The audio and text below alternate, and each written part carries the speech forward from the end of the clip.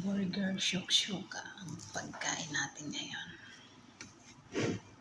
Burger Shakshuka. Nagustuhan to ng aking ina. Masarap daw. Palaman ko, Shakshuka.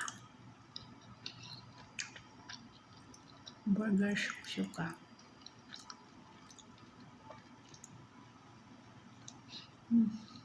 Sarap.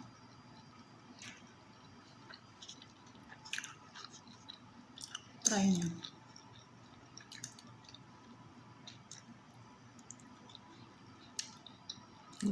Nagustuhan ng aking